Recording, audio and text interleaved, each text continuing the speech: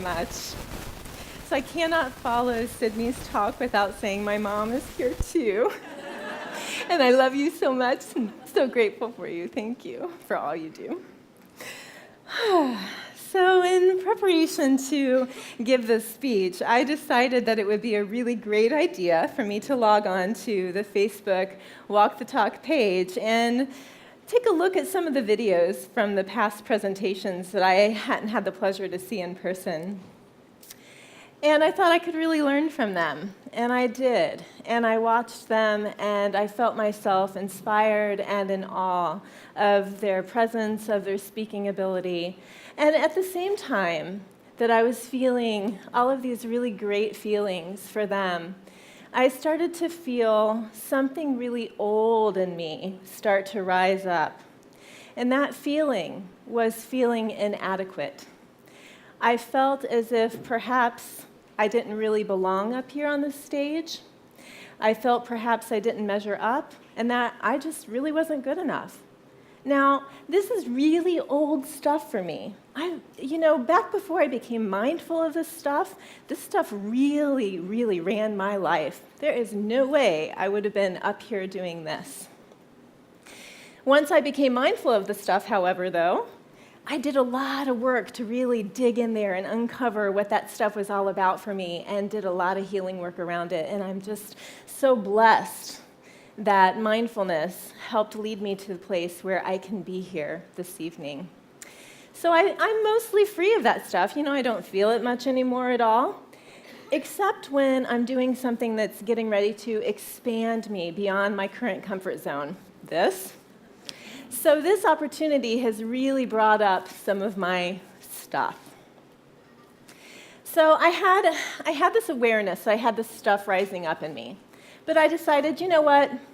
I just need to turn off these videos and I just need to write my speech. Because that was this block of time that I had to work on the speech, and that was what I was going to do. I'll just put that stuff on a shelf. I'll just deal with that later. I'm going to sit down and write my speech. Now, it did occur to me that perhaps before writing a mindfulness speech, that I should meditate. And I thought, you know what? I don't have time to deal with this stuff, and I don't have time to meditate. I just need to sit down and get this done. And so I sat at my computer, and I began to think, mindfulness. This is such a vast topic. It's so huge. What is it that I want to talk about? I need to have a little niche. What could I talk about? I could talk about mindfulness and witness consciousness, because that's how I learned mindfulness, and that comes from Kriya Yoga, which is like 5,000 years old. That could be really spiritually enlightening for people. Or I could talk about mindfulness and meditation and how so many people feel like they cannot meditate because they feel like their minds are not blank when they meditate, and they give up. And they just don't understand that they need to really explore different meditation techniques and find something that really just syncs with them and helps them feel really present and really good in the moment and in the flow. Or I could talk about mindfulness and sex. That's sure to be a crowd pleaser and a juicy topic. How to be really spiritual and conscious and present with your partner during lovemaking. So I'm sitting at my computer and I'm doing all of this research. And pretty soon, I felt myself becoming very frustrated because it's all important, and I couldn't decide what it is that I wanted to talk about. And after a while, I found that I was feeling like this.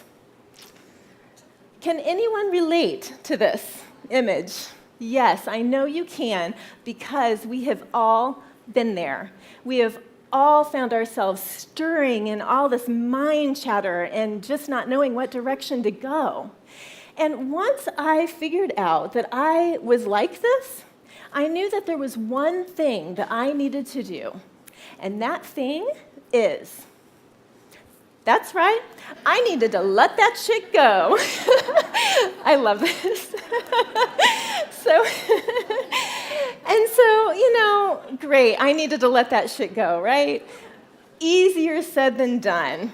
Right? Because once we find ourselves in a blockhead space, How is it that we get from being blockheads into a place of peace, love, clarity, groundedness? How is it that we do that? Sometimes our shit is pretty easy to let go of because it's maybe just surface stuff that we can just take a couple deep breaths and let go. Other times our stuff has really deep roots that really need a lot of work in order to let some of that stuff go, right? The thing is that I've discovered that no matter what kind of shit that a person is dealing with, that there are things that everyone can do to help themselves go from this to this. And it's as simple as ABC. So A is for awareness and for action. The basic definition of mindfulness, right, is that we're able to observe ourselves from a neutral space. So we must have awareness, this ability to observe ourselves and whatever stuff we might have going on, right? But I'd like to suggest that awareness is just the first step, because we can be aware of ourselves being assholes, but it doesn't really do us much good if we just have awareness of it. Because one thing that mindful people do, which I know all of you are, is mindful people are really good at judging themselves. Because mindful people understand that there are these conscious people. They're in touch with this about themselves, and then they judge themselves when they feel like their shit comes up and controls them and they act in ways that they don't want to act. And then they judge themselves for judging themselves because they know that they're just supposed to be neutral observers of themselves. So you can see it's just this vicious cycle that goes round and round that us conscious, mindful people get into, right? So we have to be willing to take action. We have to first be aware of our stuff. That's really important, because how can we act on anything that we're just not aware of? Once we become aware of something, we have to choose to act. B, I just did it. I just took a deep breath. B is for breath and for body. Breath is the bridge. It's the gateway to bring consciousness into your body. And so, some people are resistant to taking deep breaths and to getting into their bodies. Because, let's face it, it's sometimes easier to be in a blockhead space and be spinning in our minds than to actually let ourselves relax enough to feel in our bodies what's really going on for us. There's a saying, our issues are in our tissues. And so sometimes when we take those deep, relaxing breaths, then we actually feel what's really going on for us versus what the mind is telling us is going on for us. So breath and body. How to take deep letting go breaths. You all can join me if you want to. You take a nice deep breath in, you fill up your belly, fill up your chest, and then you exhale through a nice relaxed jaw and you sigh it out. Let's do one more.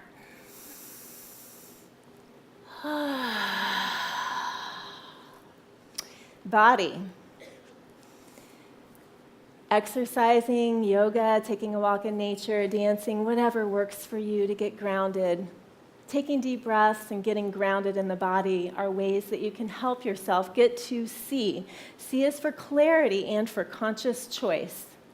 Not making choices out of our stuff, but making choices when we are clear to make choices, conscious choices. So going back to my blockhead moment, when I'm sitting at my computer and I realized that I was being a blockhead.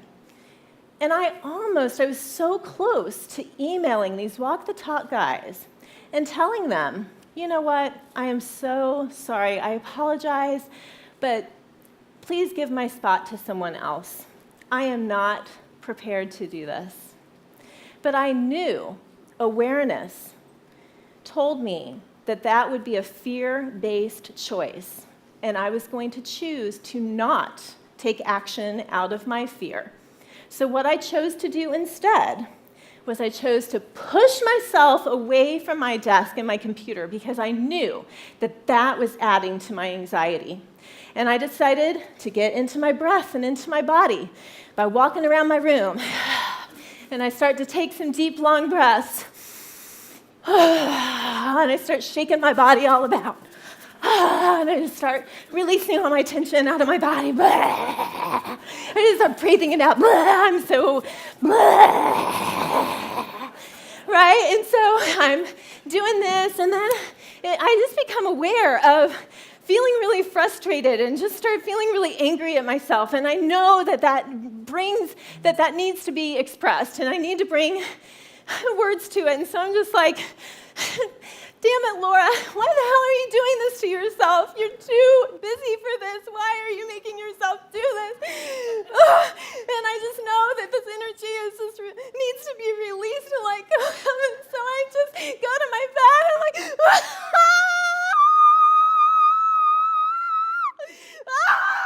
and I just start pounding the pillows and I just let it go, just let it go.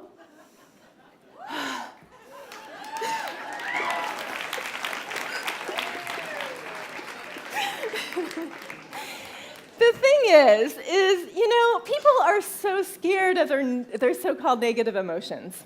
We're really scared to feel that stuff, when really emotion is just energy in motion.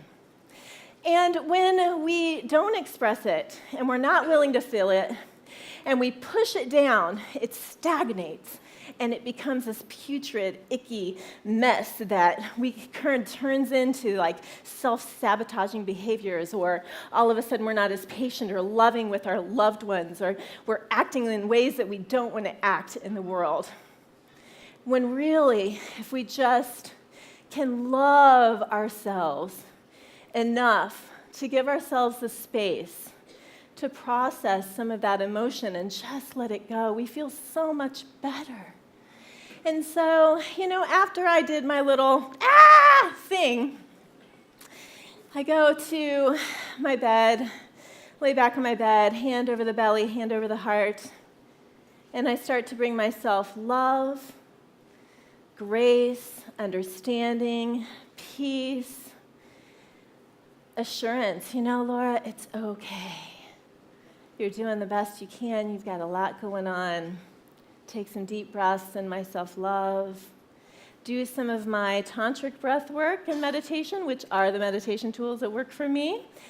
And I just start bringing the earth energy up through my body, up through my energy centers, up all the way, expanding out through my energy field, feeling the love of the universe.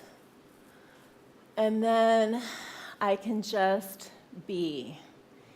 And I can relax, and I can let go, and I can allow myself the freedom to let whatever needs to come through me to come through.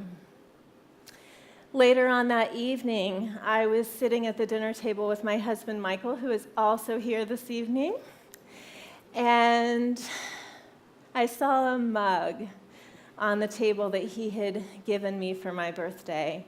And it said, that's right, let that shit go. Thank you for being my muse, Michael. And I thought, how perfect, because, that's really the essence of mindfulness to me. To me, mindfulness has given me the ability for me to be really conscious and for me to consciously choose how I want to be in the world. So I am in control of myself and whatever stuff I may have, rather than my stuff controlling me. And that feels like victory. Thank you so much.